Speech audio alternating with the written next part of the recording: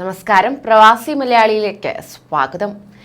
എന്തിനും ഏതിനും നമ്പർ 1 ആണ് നമ്മുടെ കേരളം. കൂടാതെ ആരോഗ്യത്തിന്റെ കാര്യത്തിൽ ഒരു വിട്ടുവീഴ്ചയുമില്ല. ഈ കേരള മോഡൽ ഇന്ത്യയിൽ പോലും നമ്പർ 1 ആണ് എന്നത് എടുത്തു പറയേണ്ട കാര്യമില്ല.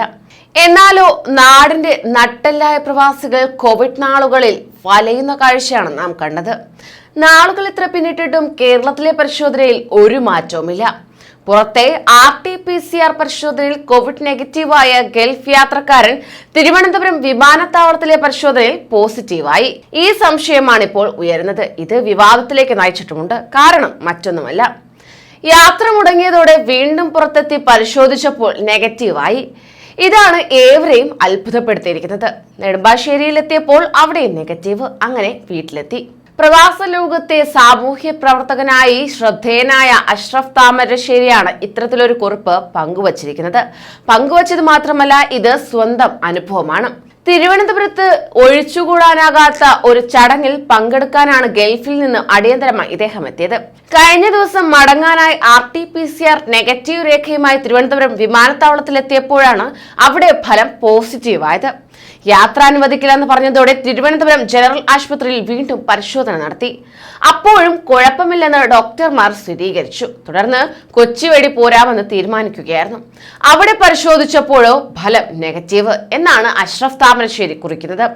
തിരുവനന്തപുരത്ത് ഇത്തരം നിരവധി പേർക്ക് യാത്ര മുടങ്ങിയിട്ടുണ്ടെന്നാണ് സൂചന.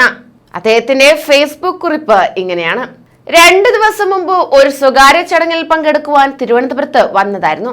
ചടങ്ങ് കഴിഞ്ഞ് ഇന്നലെ രാത്രി, അതായത് 27/12/2021 രാത്രി 2:55 G9447 തിരുവനന്തപുരത്ത് നിന്ന് ഷാർജയിലേക്കുള്ള എയർ അറേബ്യയുടെ വിമാനത്തിൽ യാത്ര ചെയ്യുവാനുള്ള തയ്യാറെടുപ്പിൽ 2490 രൂപ അടച്ച് റാപ്പിഡ് ടെസ്റ്റ് ചെയ്തപ്പോൾ റിസൾട്ടോ പോസിറ്റീവ്.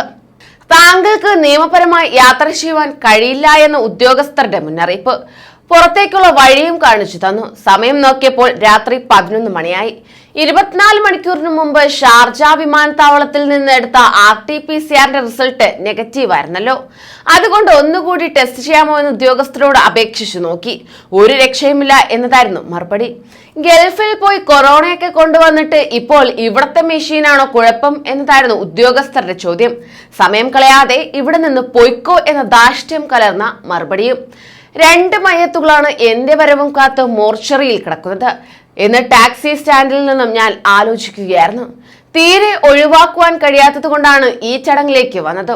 ജീവിച്ചിരിക്കുന്നവരോട് പോലും ഒട്ടും ബഹുമാനമില്ലാത്ത ഈ ഉദ്യോഗസ്ഥരോട് മയ്യത്തിന്റെ കാര്യം പറയുന്നതിൽ എന്തർത്ഥം?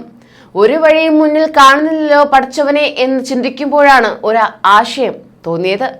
നെടുമ്പാശ്ശേരി വഴി ഒന്ന് പോയി നോക്കാമെന്ന് കരുതി തിരുവനന്തപുരത്ത് നിന്നും ടാക്സിയിൽ നേരെ വെച്ചു പിടിച്ചു.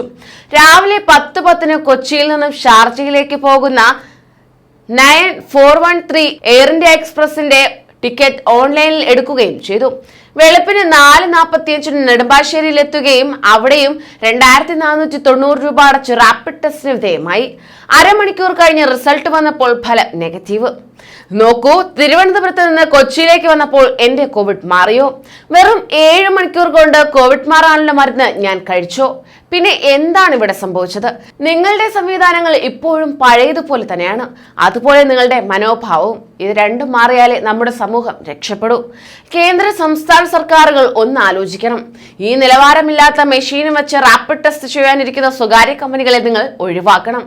എത്രയോ പാവപ്പെട്ട പ്രവാസികളാണ് റിസൾട്ട് പോസിറ്റീവ് ആണെന്ന് പറഞ്ഞ് ഇവർ തിരിച്ചയക്കുന്നത്.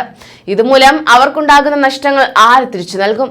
ഇന്നലെ തന്നെ എനിക്ക് സമയവും പോയത് കൂടാതെ സാമ്പത്തികമായി വലിയ നഷ്ടവും സംഭവിച്ചു. അധികാരികൾ ഇത്തരം കാര്യങ്ങൾക്ക് നേരെ കണ്ണടക്കരുത്. പ്രവാസികളെ ചൂഷണം ചെയ്യുന്ന ഇത്തരം കാര്യങ്ങൾ അവസാനിപ്പിക്കണം.